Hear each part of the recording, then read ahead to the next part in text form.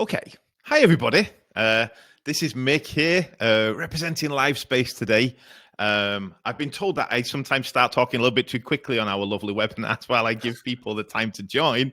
But thank you so much for joining us today on our second edition of our Livespace webinar series, where we are doing our best to bring you some of the best advice on the market to cover some of the most let's say hottest challenges that we see right now.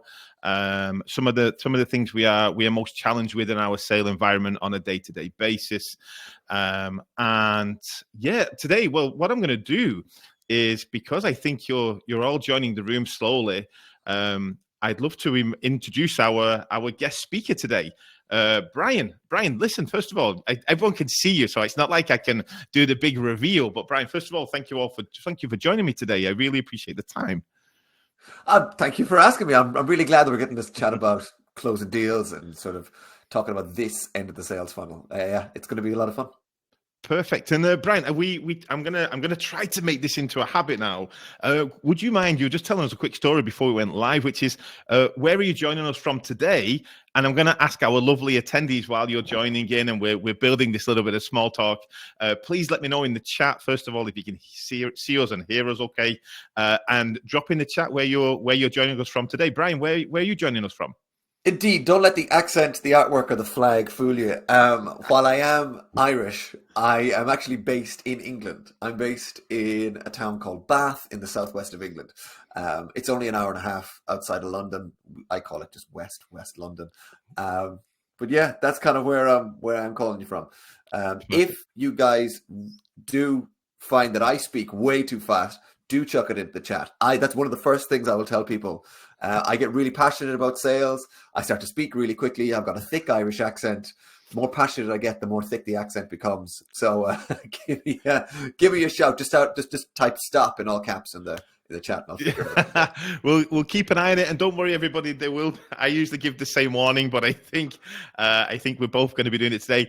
If the worst comes to the worst, get the recording, watch it on half speed on YouTube afterwards. That's it's normally the advice I give to any attendees. But no, today what we're going to try to do today for everyone that's joining is, as you know, we are talking about the topic of trying to hit those sales quotas before the end of the year, before specifically Q4, but in general, we're going to be talking about that topic of sales cycles.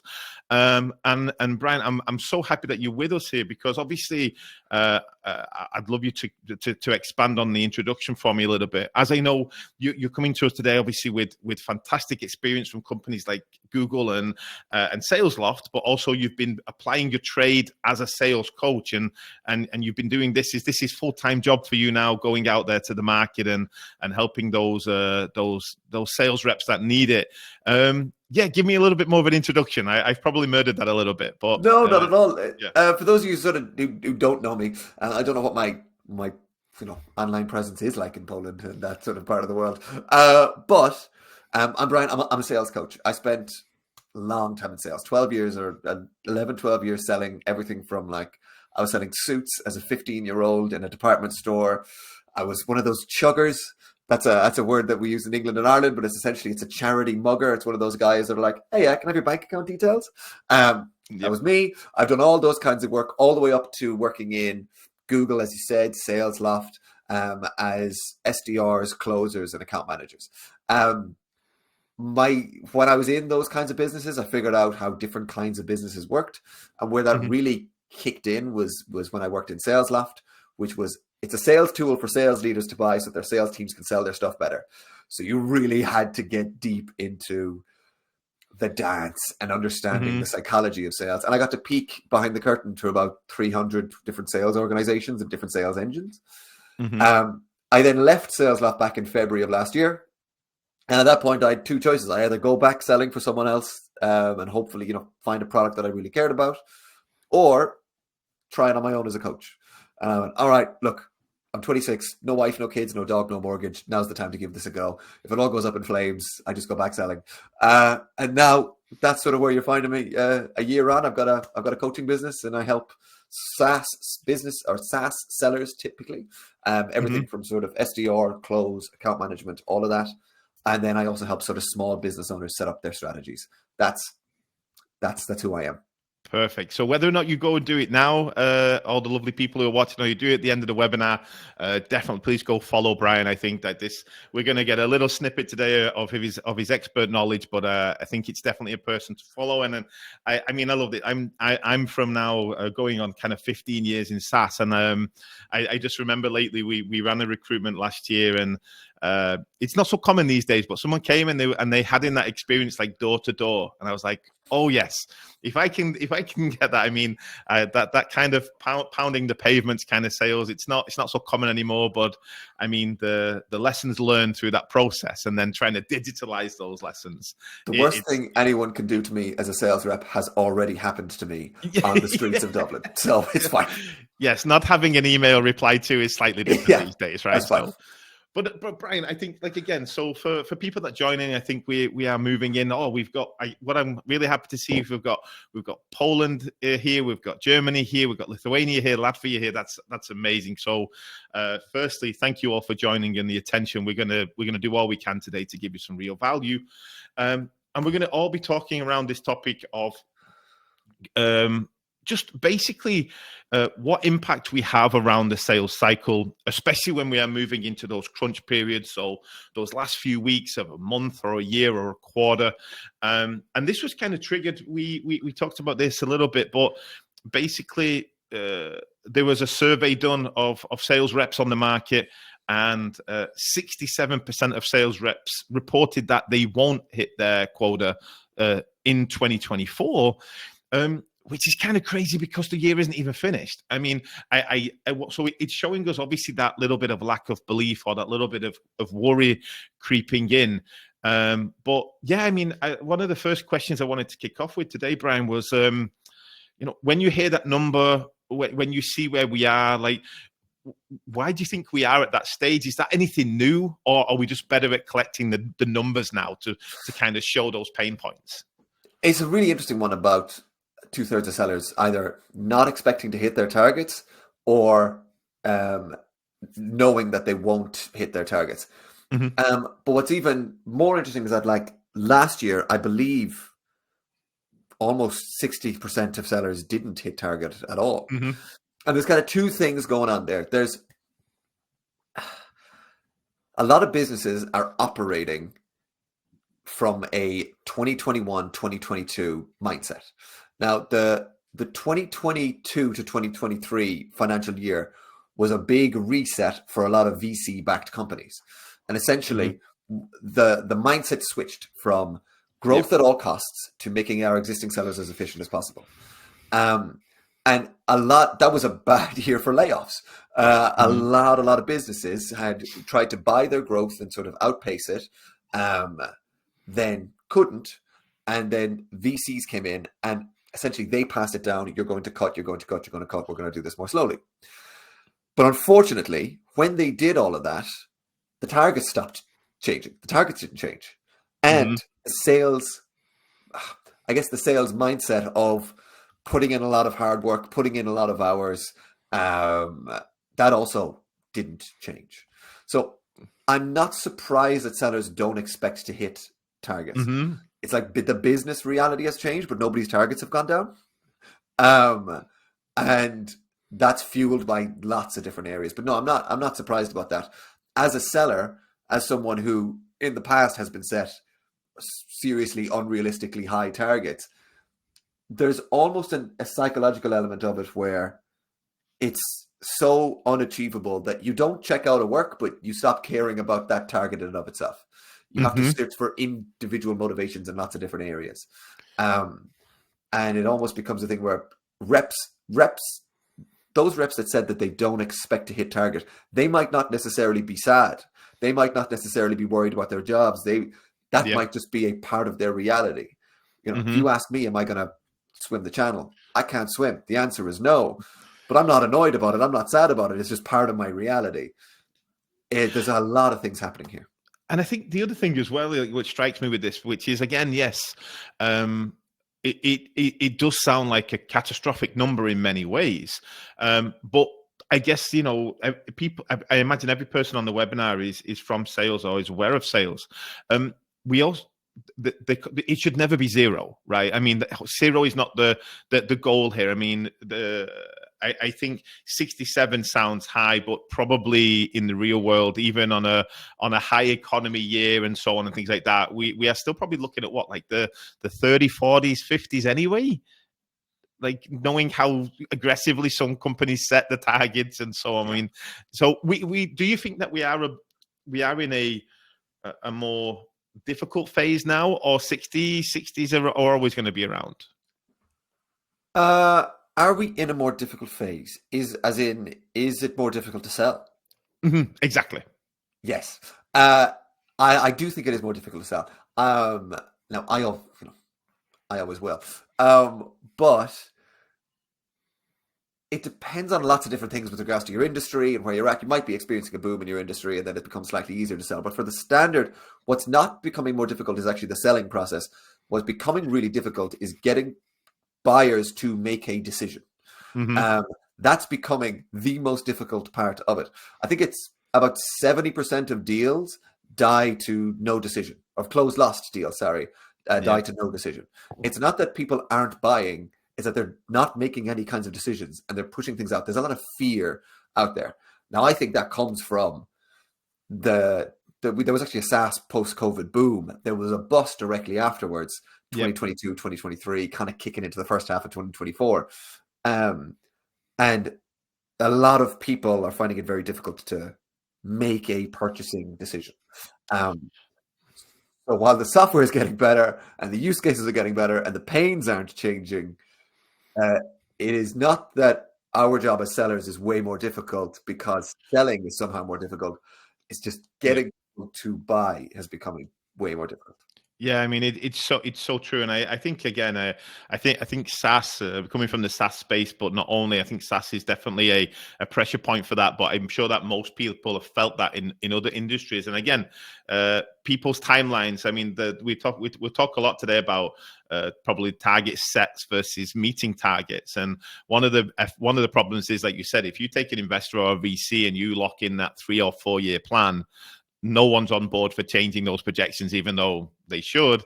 But even if we talk about consumers and things like that, people's timeframes have probably just scaled down a little bit. We don't really know where our own businesses are going to be in 12 months, so it's a little bit harder to commit to some of those scenarios. But Bryan, the question is, before we depress everybody, do we think we can make this better? If you're listening and we're on the 10th of the month, we're running to the quarter. Are there ways to take more control and maybe get those few deals in before the end of the quota period? Absolutely. Thank goodness for that. If I just said otherwise, no. Just like, you guys can all go home. So there's so many different sort of ways and tactics and things that we can use. Everything from sort of your mindset going into the workday, everything to like very specific tactical things that we can do to speed up deals and work through these things.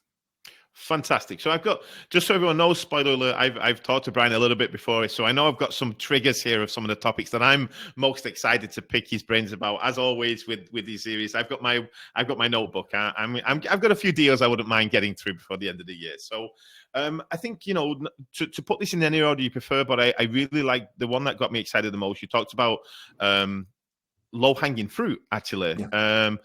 Could you tell me a little bit more about what you mean by that? I mean, are there those deals in there that are easier to identify in the first place? Okay, so in this sense, most people that are watching this will should at least have a list of deals that they can look at somewhere. It might be in a CRM, it might be in their head, it might be in a notebook, whatever it is. You got a general sense to a list of deals, especially if you're trying to close a bunch of things and that's your main goal. There's low-hanging fruit in that, but you've got to clear away a lot of crap in order to get to it. Mm-hmm. What I would say is the deal that you think probably will close is the one that's most at risk, and the one that you think is most likely to drop is the one that'll surprise you. And that might be a bit of a strange way to look at it, but essentially you have to make sure that you're not spending all of your time on one big deal or trying to hammer in one specific thing.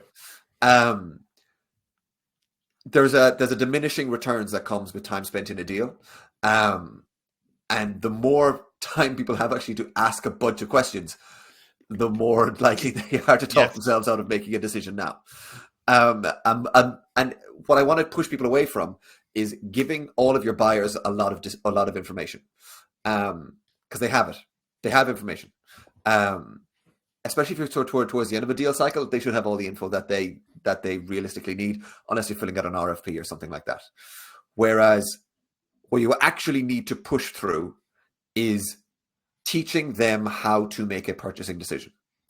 And what you need to look at your list of deals isn't which of these deals do I need to get in, which one is most likely, who likes me the most, but it's who's actually likely to make a decision, even if that decision is no, who's more likely to make a decision than others.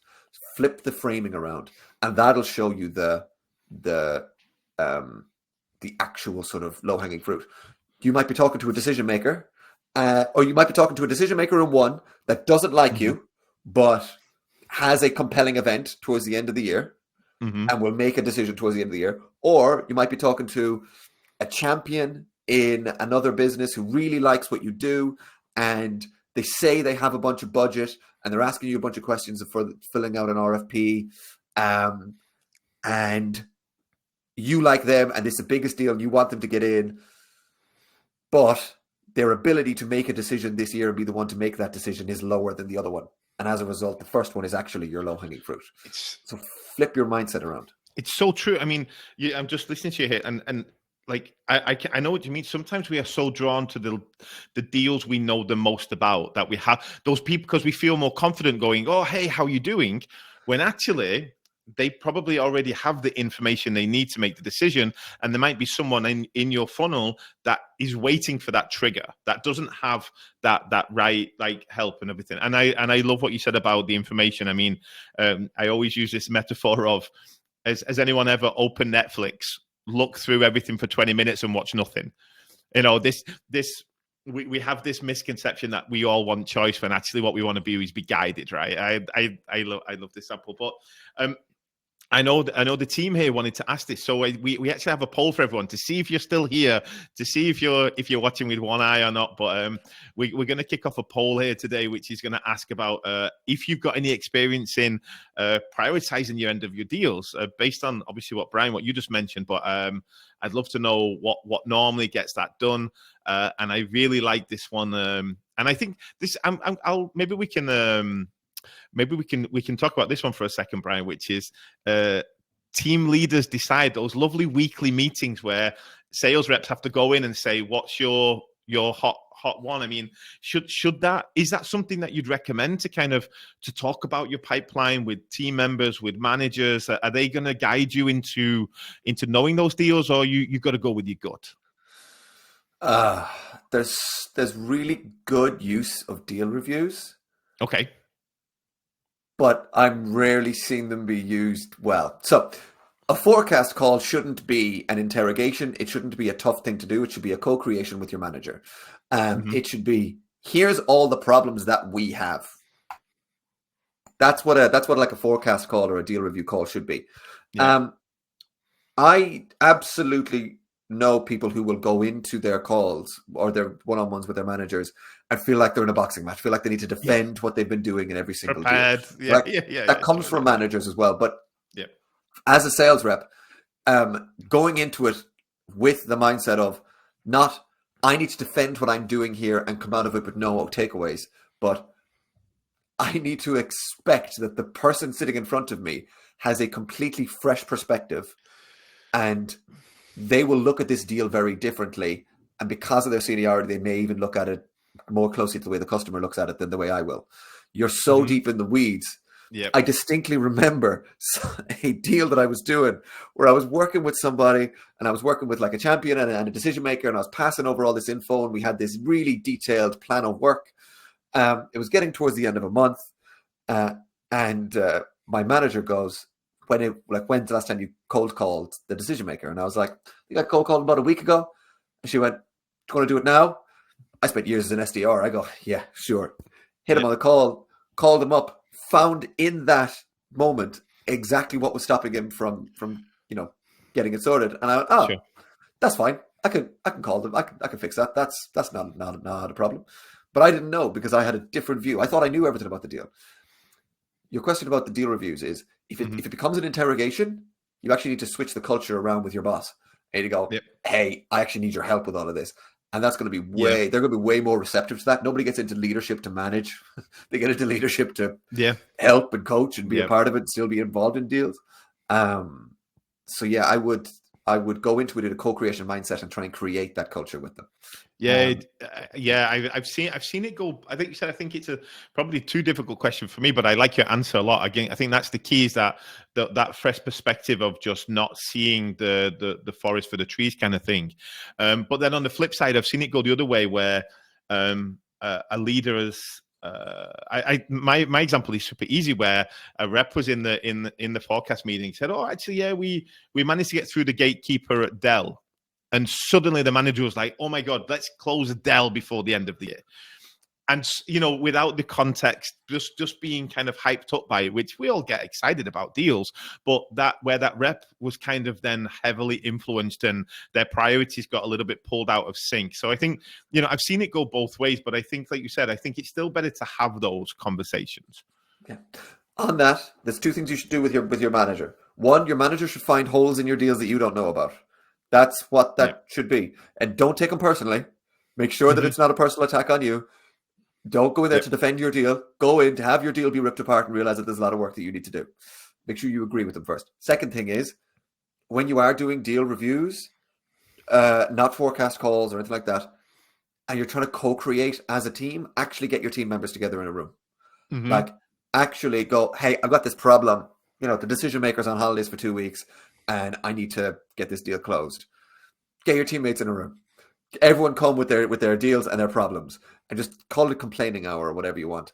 But another rep will have an idea or a similar situation or something else. Lean on each other in that sense, but create that space for each other to co-create. Don't wait for someone else to do it for you. Create that space as a team. And if it's coming towards the end of the month or end of quarter, do it now. Love it. So we sneak two takeaways into one there, Bryan. I think absolutely. Sorry. One is to look at those deals objectively and not only go to those ones that you have the most connection with, but the second one of definitely utilizing the team, sharing that pressure a little bit. I mean, I think pressure we always take the word pressure as being a negative, but just sharing that pressure out and the age old thing of 4 eyes are better than 2, that kind of scenario. I think it works out. And one of the things you dropped in there that really got my attention was you put about utilizing senior management. I'm ready. Tell me what you mean by that. Okay. I do want to come back to the poll thing later on, but let's talk about the senior management thing. Yeah. Okay. You are a surface level sales rep. You know a lot about your product. You know a lot about how to buy your product or service. You have a lot to deal with and a lot to manage. You are selling to a decision maker that should or is most likely to be a couple of levels, quote unquote, above you in a hierarchy. Yeah. You don't really know their life. You don't really know the language that they speak, unless you have actually been there for 2 years plus. And yes, you are more than qualified to go and speak to them. You're more than qualified to present the business case. But sometimes the way that they think will be different to the way that you think. So get your leaders involved. There's this idea that I like to think about. Think of it as like different floors in a building, and each floor speaks a different language. So like floor 1 speaks Spanish, floor 2 speaks German, floor 3 speaks French, floor 5 speaks English or whatever. If you go in there speaking German, you're going to be relegated to floor 1. If you go in there speaking English, they're going to go, I can't talk to you. You got to go up. And the whole purpose of this is if you can ask if you're selling to a CXO, get one of your CXOs or VPs to go and talk to that one, or just to send a message. And what'll happen is you'll give them a bunch of info and they'll go, what? And they'll type a quick message in the language that they speak, kick it over to that other person. That person will recognize someone who's at their level. Yeah. And it can progress the deal. They'll know how to to do it. There is a temptation to write an email for a leader and then ask them to hit send. Don't do that. Yeah. It's not about the sender, right? It's the language. Oh, that's so true. Language. Give them context. You can even just say, you can even write a quick template. Hi, here's a bunch of personalized things. Here's what the sender will need to know. They'll need to know what problems this business needs to get solved. Yep. So specifically to them, what impact it will have on their business, what they're running away from. So, for example, what happened? Well, like the cost of doing nothing, which you should have somewhere else. Yep. And then where you're at in the deal cycle. Yep. That's all they'll need to know. Give them 200 words of a context, layered out in that way, and kick it over to them and let them write the email.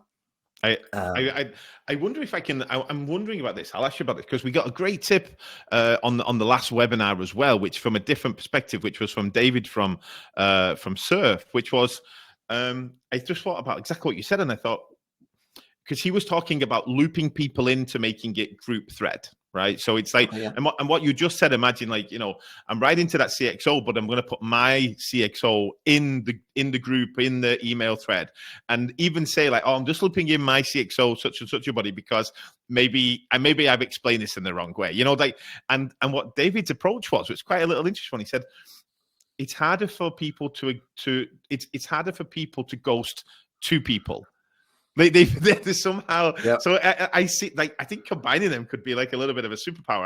I need to try this. It's also hard to ignore a peer. Do you know? Yes. That's exactly. It's really hard to ignore a peer.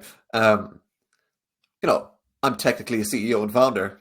I'm not going to ignore anybody. I'm 27 and I'm a rep as far as I'm concerned. Sure. But who I won't ignore is a message from another sales coach. Yeah, it's just not happening. And I've got a nice example of this. Is when I was working at a company called Brand 24. We had some SDRs and they were struggling, especially with cold calling and cold outreach. And the CEO was like, "I need to go find out how hard this is." And he went out and he did like 20, 30 reach outs, and he got fantastic response rate, 70, 80%. And he came back, and to prove your point, the SDRs were like, "Yeah, but that's you." So what we're saying today is, well, if we realize that, use it as a power, go engage those people, because I do agree. It's not the same. It's not apples to apples. It's a totally different scenario, especially if that leader has any kind of personal profile as well, and they work on their personal branding. But if you know that and you know that it works, go chum up with them. I mean, my question would be how to ask, maybe how to engage them. They love this stuff. Don't think you're asking something massive of them. Something like, oh God, maybe send a sales email. They love this stuff, especially like your VP sales. There is nobody a chief product officer wants to talk to more than another chief product officer of a similar business.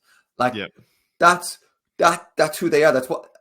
Okay, I'm going to bring us way back down to basics. Sales is the transfer of enthusiasm from one person to another. That's my definition of sales. Who's going to be more enthusiastic about the product than the person who's totally owns the whole thing? Or who's going to be really enthusiastic about the finances than your CFO? Mm-hmm. This is what they love doing. Now, are they going to have time for it? Maybe, maybe not. Get the request in early, gauge it. But don't get your manager to do it. Don't get someone else to do it. Drop that message to them. Expect their executive assistant to reply. Mm-hmm. But if you're in a business that values the sales element of that business and values the revenue generating function of that business and values their customers, this isn't a big ask. Asking for an email, certainly not. Asking for them to loop in on a thread and half write the email for them, that's not going to be an issue for them. They're going to love this stuff. And then they get to say, hey, I got to help build that deal. If you feel as though you're in a business culture where speaking to someone higher up in the hierarchy will get you fired, then that should tell you pretty much everything you know about what life is like in that business culture, and I'd be getting out anyway. I think Yeah, coming. Like, I remember what I think we're talking about here as well is that, these are for those deals when you do hit some soft boundaries. So this is not okay, CFO. You're with me now. You're on this journey with me. It's for those specific moments when we have an objection we have to come, or a ghosting is happening, that kind of thing, right? It's not an everyday use. No, It's in your toolbox. it's like, oh, am I allowed to curse on this? Yeah, we can always edit it afterwards. Edit it People out. will forgive you. It's fine. Yeah. I distinctly remember getting a VP of sales in for one of my big deals. Now, it was a large deal for me. And he gets on, and it's him and another VP of sales and a CRO. And we're going through it. And about 20 minutes into a 30-minute call, he goes, he's an Australian dude. And he goes, are we going to fucking get a deal done or not? Yeah. And I sat there and I went, deal's dead. I was like, Yeah. I'm done. Yeah. But the guys on the other end went, yeah, he gets the dance. We get the dance. We know how this works. Exactly. Yes, we're going to get a deal done by X date. All right. We'll nail that down in that sense. I could never say that. My manager could never say that. His manager could never say that. But the VP talking to the VP of the CRO can just get in there and speak a different language. Fully agree. I've had that so many times on the opposite side, on like post sale, on customer success, where someone's been negotiating the price with one of our customer success reps, and finally it's been escalated to me, and I've said, hey, listen, here's the price. This is why it's the price. I understand if you can't match the price. And they've just gone, okay. I get the vibe. I feel the different energy on the call. Like you said, that different enthusiasm. I feel a little bit more like we are when we're being that little bit clean cut, they tend to reflect you a little bit, right? They feel the vibe. Okay. I like it. Now, before I keep you going, do you want to switch back to that poll? I want to be conscious here. Poll results said that our CRM shows us the priorities. Yep. Don't let the tech do it for you. That's something that I've spot there. It's like, so the top three answers: our CRM shows us the priorities. Team leaders decide weekly. We don't, based on deal size only. I'm like, you got to own that. You have to own the deal priorities yourself. And obviously you guys will use this as like a metric type thing. I've seen businesses where they literally just click filter by deal size. That's it. That's our priorities. And then you're guessing because the deal size is what the salesperson thinks it is, not necessarily what the buyer thinks it is. But anyway, this idea of the CRM showing you what to prioritize, I would just caution against following that blindly. And what I would say is, have a system in your head as to these kinds of things. You got three types of deals. You've got very quick wins. You've got sort of large whale type deals that you work a lot on. And then you've got the ones in the middle that are kind of half an opportunity, half not. No real reason to do it now, but there's kind of a bit of enthusiasm. It's the quick wins and the whales that I'm not worried about. If your pipeline is completely full of those ones and that's what you're prioritizing, it's like these kind of half deals, cutting out the chaff will actually be the number one first step that I would recommend doing, and then the rest will follow.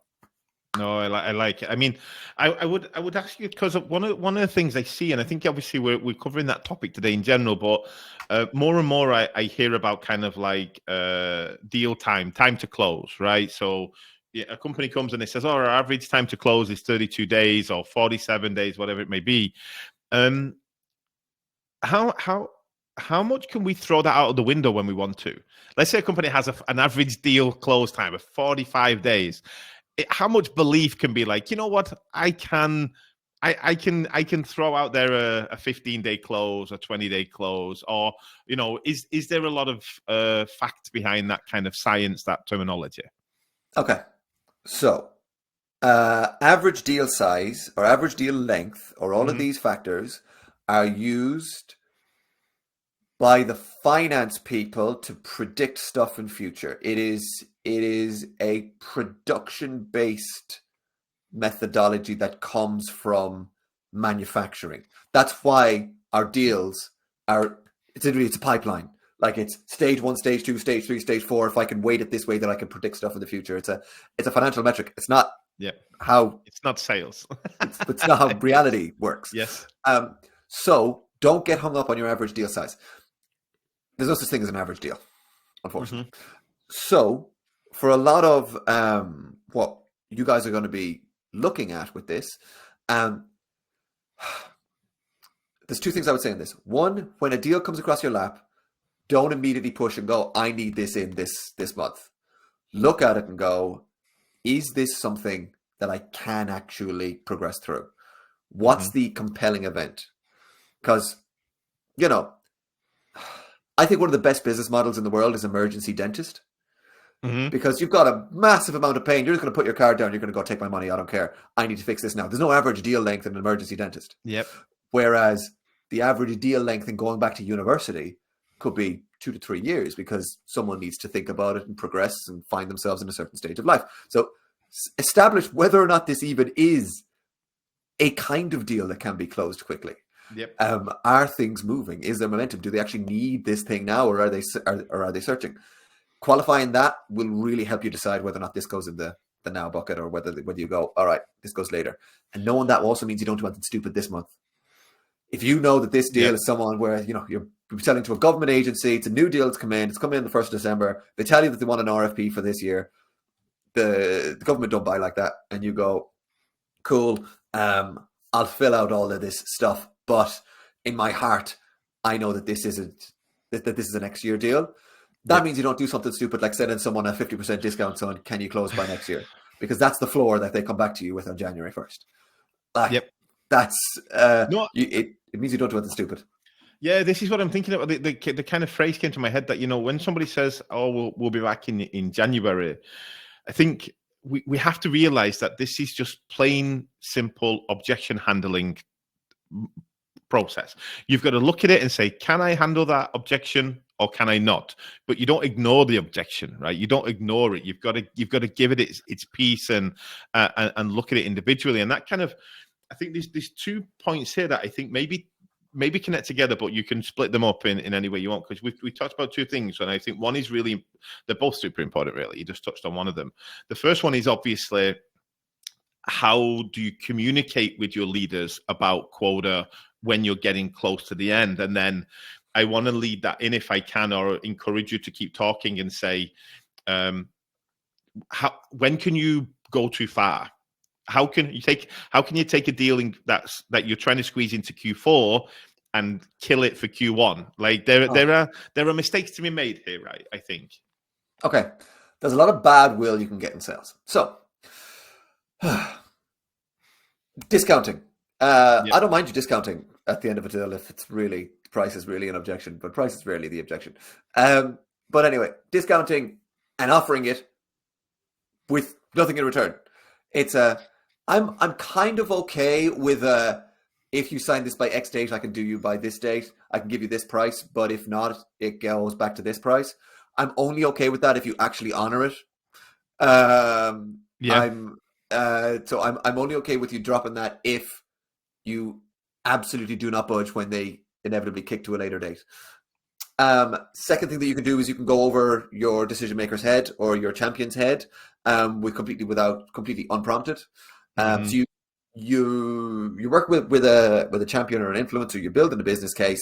It's a political organization on the other end. You don't know how political it is, and then we've all been told to do it, and sometimes we've just done it off our own backs, and we've gone, this is the decision maker. If I send a magic email, they're going to go, oh my god, this hasn't hit my plate yet. And it comes from a place of fear. It comes from a place of, I can't be seen to do nothing. That's how you chuck a firebomb at something. Now, sometimes then again, that could well be a moment where one of your leaders kicks over to that leader and go, hey, I know we've got a deal on. Anyway. Yes. The second thing you can do is you can go over someone's head politically. So dropping the price, going over someone's head politically. The last thing is actually commission breath, right? So yes, if I'm buying something from somebody, I actually want it to be a pretty standard process with a pretty calm person, right? Yeah. I want to feel as though they've done this 100 times. Especially if I'm buying like a service or a product that I know a bunch of people use. If the rep is nervous, if the rep is quote unquote desperate, or I can sort of smell the compression breath on them, it's going to put a lot of more doubt in me. So the idea here is not that you don't care, but that you almost like emotionally detach from the outcome. Oh, absolutely. Losing a deal a bad deal in Q4 is significantly worse than a good deal in Q1. Yep. And you're going to be pushed hard to get things over the line. Now, unless your job is on the line, then you want to beat your Q1 anyway. So I would make sure that when you are pressing buttons, don't worry about being brave or going too far or anything like that. Most mistakes can be rectified through politics, right? We're dealing with human beings at the end of the day. But if your average deal length is 2 months, and that is because there's a security check that everyone has to go through, and you get it 10 days before the end of the month, don't just tick that box of security check and go, oh, you guys don't have to do it, or don't tell them or anything like that to do dirty sales tactics. Because not only will you lose the deal, but you'll get a clawback when they don't pay their invoice. So it's no good to you. Yeah, no. I mean, honestly, I can't agree more. I mean, I'm very much. You said this before from the positive end, which is sales is a transfer of like enthusiasm. It's a transfer of energy as well. And I've said this: you can't really, if you're nervous and stressed and you're squeezing, I don't really like. I genuinely think you've either got to learn the skills to manage it, but you can't hide it. If you are genuinely over nervous about squeezing a deal through, I guarantee that first of all, your lead is feeling it. And like you said, one of the things that passes my mind as a buyer is, well, maybe no one is buying this tool. If you're behind on your target, and there are so many ways you can break a deal, I think, as well. And it leads me on to that question from before, which is before we move on, just 1 second. Yeah, if you are feeling super stressed at the end of a quarter, buy yourself a Christmas present, even if it's January. Buy yourself this book. You go. Okay.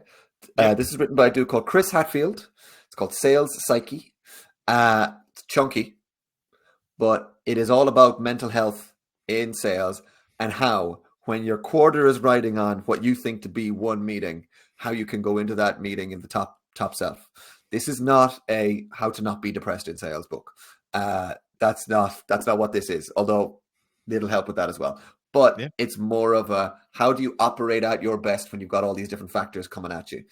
You will feel the stress and the anxiety of a big deal. You will feel unsure and uncertain and nervous, and you're going to feel all that pressure. That's going to come no matter what. It's how that doesn't change your actions and how it doesn't change the fundamentals. That's going to be the most key part. So if you want to buy yourself a present, it's that book. I love it. So, Bryan, it kind of leads me on to the fact of, like, what is your advice for internal communication? What is your advice for communicating with your sales leader or even up to the CEO? A lot of questions are going to be asked. There's always those little questions. And by the way, my advice on this topic is it's natural that people are going to question why you're behind the target. It's not an attack on you. But, like, let's say, for example, you see that number isn't getting high. You're getting what's your advice on how to approach that internally with your leader? Okay. Main thing about this is that you set the correct expectations. If you're going to hit 50%, forecast 50%. Don't have your manager go, I bet you can hit 80, therefore I'm going to forecast 80. Don't let them do that. They're doing it for a different reason. But here's what it looks like on the other side. At the end of a quarter, or the end of a really big, like usually it's Q4, the end of a financial year, here's what's going to happen. Almost every single day, sales managers are going to be asked to give a live, or these closing managers are going to be asked to give a live forecast to their directors, who are then going to kick it up to the VPs, who are then going to kick it up to their C-suite, who are then going to kick it up to a board level. When it's a big year, those kinds of things. And that's going to happen every day. And it's a game of Chinese whispers, in that each time someone's going to make a little bit of an edit because for what the person above thinks they want to say. Yes. So, as a result, if you are going to hit 50, and you say, I'm going to hit 80, your manager's going to kick that to 90. Their manager's going to kick that to 95. Someone's going to kick it to 110. And all of a sudden, Yes. you've got double your target above your head on a spreadsheet for someone that doesn't know your name. Yep. So I'm not saying lower expectations. I'm not even saying being realistic. I'm saying forecast accurately, because I would rather you say at the end of a quarter, I said I'd get 50% and I got 50%, rather than I said I'd get 45% and I got 50%, because that's still misrepresenting it. I said I don't, for whatever you say, I said I'd get 80% and I got 50%, because that goes all the way up. And by the time someone says, hey, that guy was supposed to get 110%, what happened? Yeah. Stick with that. Yeah, and I mean, again, I come across a lot over the years of like, it's not my fault. Yeah, well, it's not your fault that you miss a target, but it is your fault if you mispredict it, and you know that you're not going to hit it. That you have to own that part, right? And that's, you have to be brave. It's not an easy thing to do. It's never an easy thing to do. But like you said, what you're sometimes not thinking about as a representative is the knock-on effect of that what's the word, optimism or fear of telling the truth. But what I'm going to do, Bryan, because I'm just while I've got the audience, please, if you can, we've got a lovely, if you've got any questions for Bryan, we've got a lovely questions tab here in our tool to ask them as we roll into the last 10 minutes or so. So please make sure you put them in, and I'll make sure that we ask them down there. But sorry, please, Bryan, can we continue? It's not my fault. Yes. Defensiveness. Okay.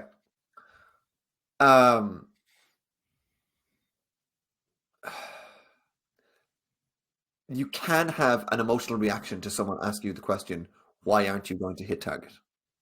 You might end up being incredibly defensive in that moment of, I've been doing this and I've been doing this and it's this fault and that event didn't come through and the leads are awful and XYZ. Okay? That's not, the time for postmortem is not now, actually. It's not in the middle of it. The time for reflection actually comes when everything is all over and done. So if a manager is asking you, and again, I'm assuming that the manager is going to be on your side here. If the manager is asking you, why aren't you going to hit target? They just need a story, a something that can go up above. Nobody can disagree with a question. Yep. So someone says, why are you going to miss target? You go, well, look, it's looking like I'm going to miss target. Why do you think that is? Well, what have you seen? And just let them write a story. Later on, there's lots of things you'll be able to postmortem. Maybe you didn't do deep enough discovery on your open deals. Maybe you didn't objection handle well enough. Maybe you discounted too heavily. Maybe you didn't do enough prospecting. I guarantee there's loads of things that you can do and can change. There's always that in sales. But last day of the month, last day of the quarter, last week of the month, last week of the quarter, it's not the time to be defending yourself. You're going to get in the wrong mind space.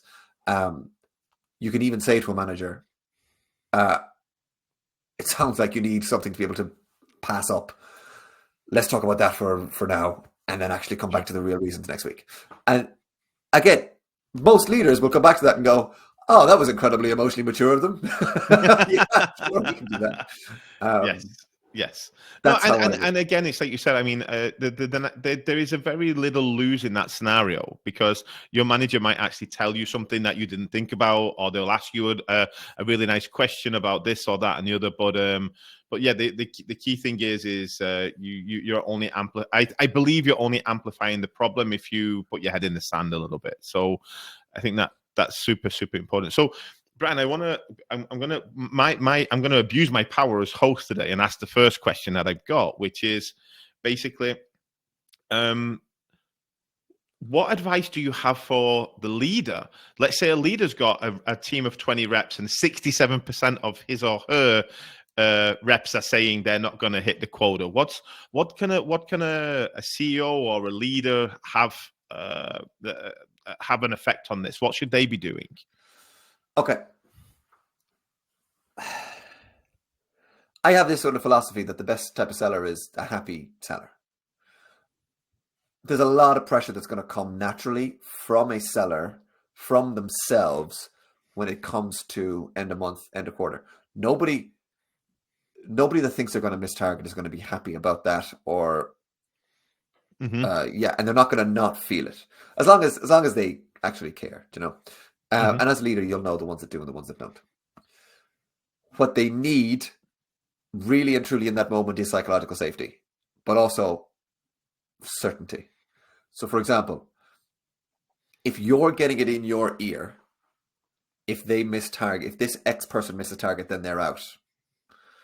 That's a tough one to manage. I'm probably the wrong dude to talk to about that. But if you're not getting those things, then tell the team, look, your job's not on the line right now. Make sure that they know that the consequences of missing target isn't job loss. Yep. And make sure that they're aware of the consequences of missing target. Because people will concoct these stories in their heads as to what it means to miss target, why. Sure. And that's key. And we never know what's going on in someone's head. But make explicitly clear what the consequences of missing target are. And those consequences are nothing. While that might not be quote unquote motivating, that reduces the fear that they're running away from. And then and as a leader, you'll know what motivates your reps. Some it's money, it's family time, it's whatever. Then you can start pushing them towards that. But understand, I would recommend removing the fear element or removing the anxiety of the negative. And we as human beings feel negatives 3 times more powerfully as we feel positives. That's what people will do to send rogue emails and make stupid calls and discount and mess with the system and things like that. It's because they're coming from a place of fear. They know that if they miss target on December 31st, that they will still be here, all going well, in like March 31st. Or if they know the process for a PIP, if they know what it's like, look, you're not going to be suddenly fired. This is what a PIP process looks like. I'm not telling you this because I'm putting you on one. I'm telling you this because you'll know what stage 1 looks like, you'll know what stage 2 looks like, and you know what stage 3 looks like. People go, well, I'm not in stage 1, so I'm probably not going to be fired, so I might as well focus on my deals. Yeah, I mean, I love it, to be honest. I think it's a really powerful message. I mean, I've always had this concept that we build too much for the minority. And what I mean by that is, like, let's say 1 out of 20 reps, or maybe even 1 out of 50, let's be realistic, will look at a missed target and go, I don't care. I mean, it's got to be such a minority. I don't have the stats to back it up, but I truly feel like it's not. There's 1 in 20, 1 in 50 who need that little bit of a kick. And what we do instead is we kick everybody, which is not what the majority need to actually get closer to the goal. So I think that's so true. And I think that that's probably, because, you know, it's funny, I think that's actually so common. I think it's such a shame, but I actually think it's so common that managers believe they should ramp up the pressure to get it done, not ease it. And I think that's just something we've inherited. I don't know where it came from. Somebody did it a long time ago somewhere, and maybe it worked once. But for a lot of managers, I focus on the expected actions of your reps, not necessarily expected results. So it'd be like, touch every deal once every 2 days. I need you to do this on this deal. But also, like, this deal has it has a business case that needs to go out on Thursday. I want you to send it to me Wednesday evening. And they go, task, deadline, consequences. Got it. Yeah. It's like being able to really reduce it down to, these are the tasks that I need you to do, and here's the time frame that I need you to do them, so that a rep can go task, done. Oh, now I have a bit of creativity time. How do I work out these deals? Those kinds of things are also particularly important. Great. We've got a question from Wojtek. I'm going to pop this little, if I press this button here, it should show up on the screen for everybody. Hey, look at that. Is there a possibility of selling too hard? I'm thinking about how do I know if I'm being too pushy or not pushy enough with open deals? Cool. Yes. If you're doing what I'm doing today, which is speaking too much, then you're selling too hard. The person who is asking questions is the one who's in control of a conversation. Sorry, for the people who are on this call, here's something that you should know about closing. Your prospects don't believe a single word you say, but they believe every word they say. So, I love it. Oh my God. Okay. Like, don't tell them that they need to solve the problem. Ask them, is this a problem that you need to solve? And they say, yes. And then go, instead of saying, here are the consequences, go, and what are the consequences? Like, don't trust that they don't know. Trust that they won't believe a single word you say. So if you're speaking, maybe not in a demo, but if you're like speaking your way through and close and negotiate and go, you need to know this, and you need to know this, and you need to know this, and I've handled this, and here's what you need to know, blah blah blah blah blah. You're selling too hard. I love that one. I love that one. They don't believe you; they believe themselves, and that means you've got to get them to say the things that they need to hear. I love it. So, Bryan, because I know we're rolling into the last few minutes here. What I would love to ask you first of all is, where can people find you? Where do people go to learn more about you, interact with you? Where do people go get a lot more of that knowledge from you? And then the one thing I would like to clarify with you again, and I think I asked it in the beginning, but I can ask it a bit more clearly. Like, is this a now problem? Of I think we've been living through generations of almost hitting targets, right? Like, take the pressure off yourself that it's not a 2024 thing only.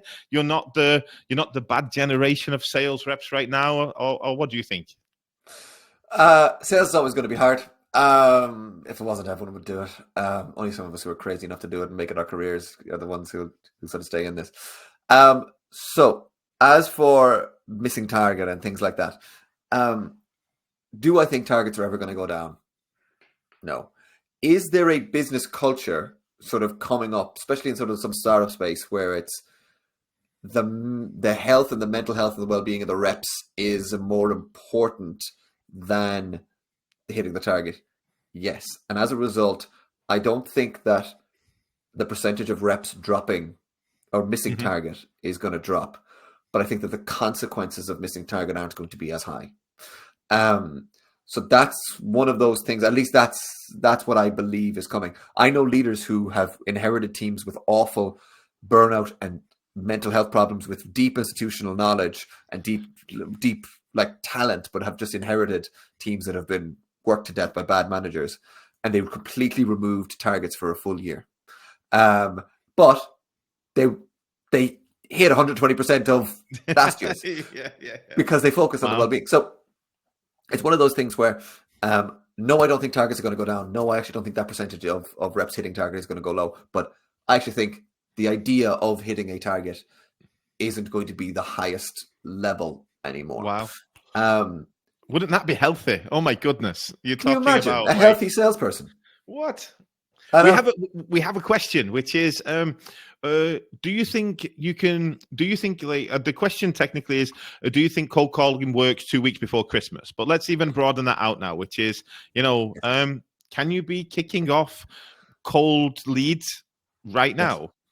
Yes, just don't expect them to take a meeting in December. It's as simple as that. Most people, so because we're recording this in December, that's why the Christmas is on the brain. What's it today? The 8th, the 10th, right? 10 days. I think it's what, 9-ish, 7-ish working days. Yeah. People have got those tracked out. Do you know what I mean? So cold calling works. Yes. Setting meetings, absolutely, it works. And this will actually, you might get people a little bit more receptive now. So the cold calling will still work. Asking them to take the meeting in December, though, will be quite tough. And if I'm assuming it's an SDR that's kind of asked me this, and they're looking at targets for that. Yeah. Setting the realistic expectation of, I will continue to do the fundamentals right. And I will continue to cold call, and I'll continue to send personalized emails, and I'll continue to do it all. And at the end of the month, be able to say, my outputs were complete, were successful. I've built up a lot of brand, and I've sown a lot of seeds, and I'd expect to reap these in January or February. Yes. That's going to be way more beneficial to your business than saying, yeah, I forced this guy to take a meeting with me. Yeah, I've seen so many reps who would hit a target in a December, for example, and have a terrible January. And you know why? Because they stop building. They stopped that, pipeline is pipeline, right? If you can still be working in December to close things that will come through January, February, March. But I've seen a lot of people that kind of do that they focus on only the close. They stop opening new stuff.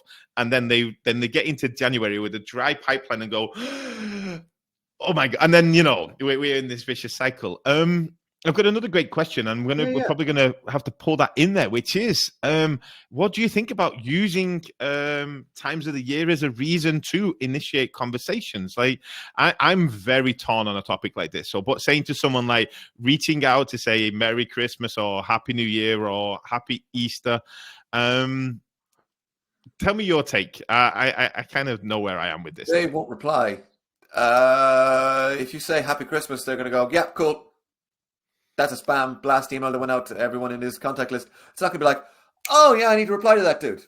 That's not the response that's going to happen. Can you use it in different ways? Yes. For example, hi, everyone's brain switches off on December 18th this year because it lands on a Wednesday.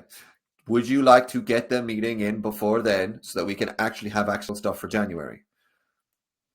That's exactly. Way better. It's an objection. We keep forgetting this, right? It's an objection. And maybe you're selling a service or a tool that is hyper relevant to the festive period.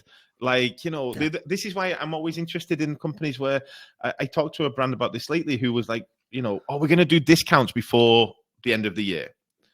And I'm like, yeah, but your ICP, it's not their money. They're not motivated by the discount. Exactly. If they get 7% off, it doesn't go in their pocket, and their bosses are not going to really pat them on the back for it. So you've got to approach the objection and the very relevant. Sometimes I can imagine extended times off could be a great selling point for some people. Like, hey, listen, you're going to come back in January and you're going to be overloaded. You're going to have all these things. What my tool does is it actually already helps you with that. So let's book in the meeting to already save you a January pain. That kind of scenario. If we get this deal done in December, we'll have your onboarding plan ready for you on January 1st. We won't be messing around with it. So we'll just get stuck in January. Yeah. That's a whole other... You're using the time off as a pain that needs to be solved, right? So yeah. Same with France takes the month of August off. So using that when you're selling to anybody on that end. Anyway, one of the last questions you asked me was about how people sort of reach out to myself. Please. Yes. As a piece of advice that I give to everybody in every single webinar that I do, whenever you attend a webinar like this, send a LinkedIn connection request to the speaker or speakers or panels and just say, hey, really like that thing that you didn't like it, couldn't understand a word you said because of your accent, whatever, right? Yep. Kick it over. The reason here is not so that the other person can get LinkedIn followers, right? The reason being is you may need something from that person. So later on if you send me a connection request today and in 2 months' time, you see something on my LinkedIn feed and you go, oh, I need that. I want help with that. Can Bryan help me with this? Can you give me a tip? Can you do whatever? Or I've got this deal that really needs to close. What does Bryan think? If you send me a message on LinkedIn and I scroll up and I see that we've already connected and I've got a positive interaction with, this webinar, I go, oh yeah, I'll help that person. No problem. It makes my decision making easier. It makes it easier for me to help you. So I would send a personalized connection request telling us where you came from for everything that you attend. It will significantly boost the number of conversations you have with people in that space. So check me out on LinkedIn. It's Bryan Mulry, Bryan Mulry. It's weird Irish spelling. And as of hopefully now, you'll also be able to go on my website, bryanmulry.com, which should go live in the not so distant future, to find out a little bit more about sort of who I am and how I work.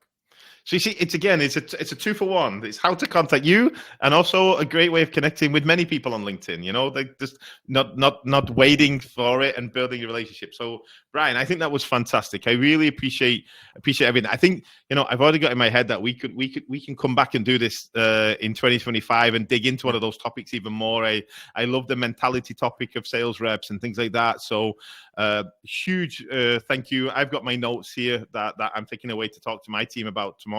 They don't know it yet, but they're going to find out. Sorry, guys. So, and they will be just like everybody here. They will be getting a recording of this presentation. So if we did speak a little bit quickly, I promise you can watch us in slow-mo. And Bryan, I'm hoping that you're going to get a bunch of LinkedIn requests, not only today, but over the next few days as people pick up the recording. So all I can say is thank you. And thanks everybody who came and gave you valuable time. Now go away and get those quotas hit before the end of the year. Now we've got some tools to do it. Enjoy, guys. Perfect. Thanks. Have a great day. Bye, everybody.